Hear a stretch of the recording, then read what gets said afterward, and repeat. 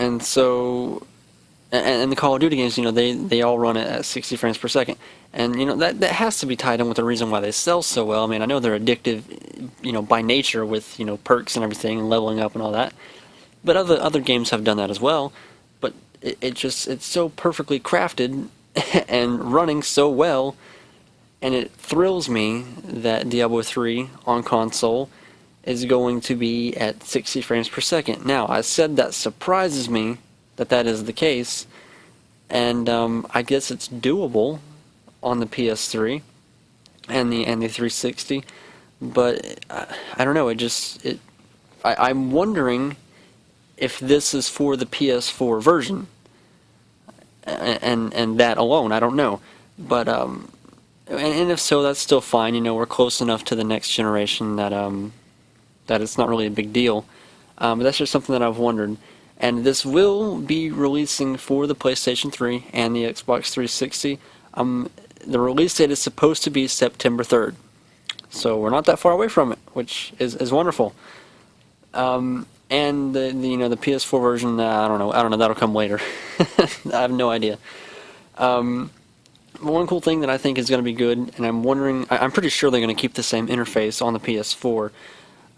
But you're going to be able to maneuver through the inventory with the touchpad, which I think is just going to add more convenience to it, which is great. Which I love it. I'll buy it. I'll probably buy it for the PS3 and the PS4. Whatever. I don't care. It's a great game. I loved it on PC. I wasn't one of the ones that thought it was horrible. I do agree that the auction house kind of killed it, or at least hindered it to a very, it hindered it a lot. So I wasn't a fan of that, but the game itself was great. It's a great game, pretty graphics, decent story. So yeah, I loved it. I'll probably buy it for both. So now I want to, get into, the consoles. I want to, give my opinion on what I think of it all. My opinion now is a lot more forgiving than it would have been 2 days ago, because as it stood before, you had all the restrictions on the Xbox One.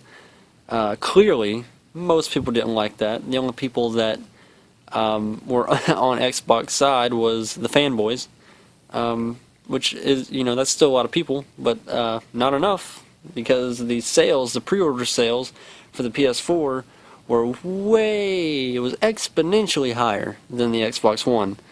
And like I've said before, consumers speak with their wallet, and they weren't taking what Microsoft was dishing out. So first I want to talk about the PS4 and just some of the basic stuff. You may have heard it, you may have not. If you don't keep up with this stuff, then obviously you're probably not going to know this stuff. But I just wanted to talk about it because I'm going to be going back and talking about why I'm getting the PS4. It's because it's not just because, hey, I own a PS3, I've made PS3 my home, I've got all my trophies in these games, this is where I've spent a lot of time, and I don't want to move to another ecosystem. It's not just that, although that does play a part, and that's going to play a part in why some people buy the Xbox One, because they've gamed on their 360 for years now, and they don't want to just stop that there and move into this other system that they're starting back at square one, it feels like. So it's not just that for me. It's got a lot to do with the hardware. And there's some similarities here, and I'm just going to give the basics here, not to get into the whole mumbo jumbo. You can go to Wikipedia and read all this stuff if you feel so inclined. But the PS4 is going to have 8 cores. That's becoming the standard for everything, and it's going to have 8 gigabytes of dedicated GDDR5 RAM. Which obviously that's a lot better than what you're seeing with the GDDR3. So this is going to allow for a maximum bandwidth of 176 gigabytes a second. Yes, 176 gigs a second, which is awesome. That's great.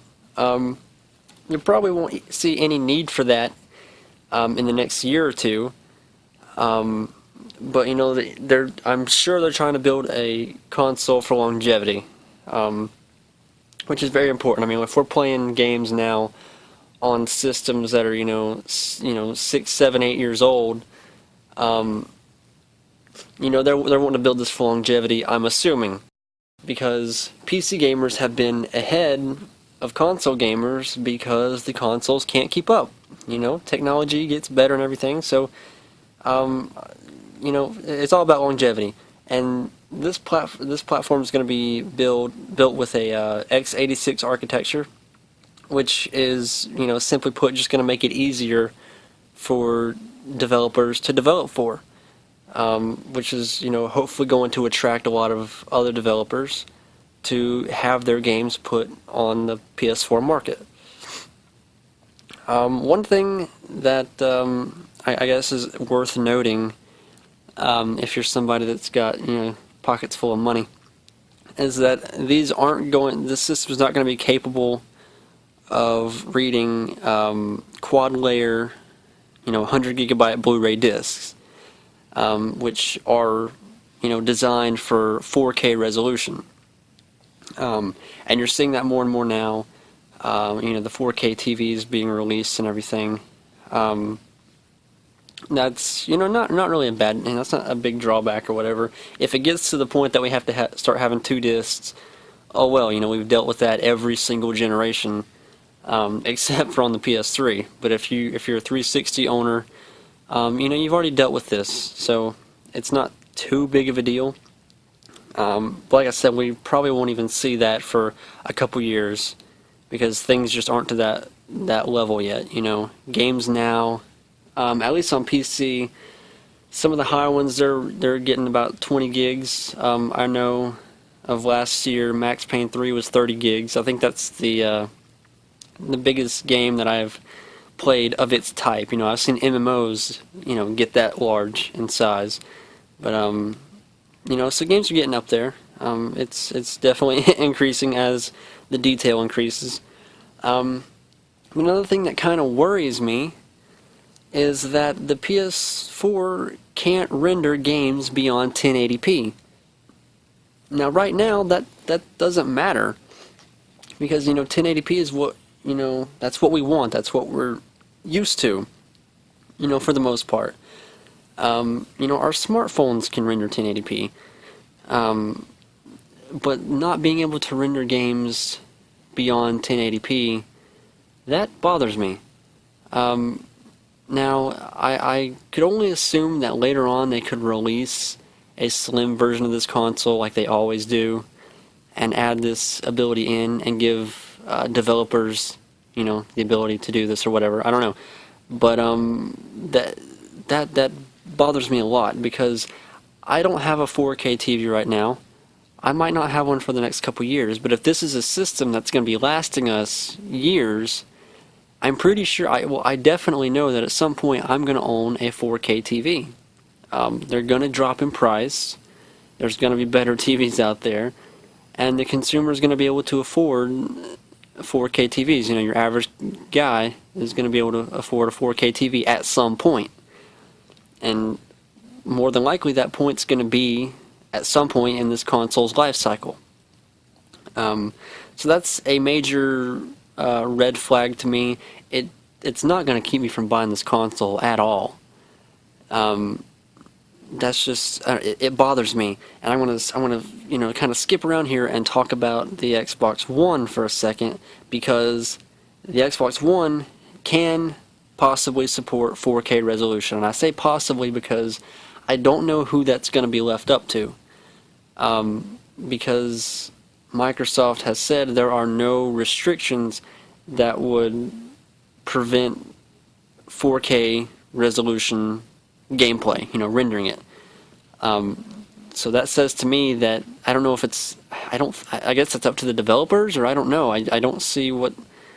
It seems kind of like a vague statement. They don't know who to pin the blame on if it doesn't work out. I don't know. So I'm not going to necessarily say that's a selling point for the Xbox One, but it's definitely something to consider. The possibility of having 4K resolution.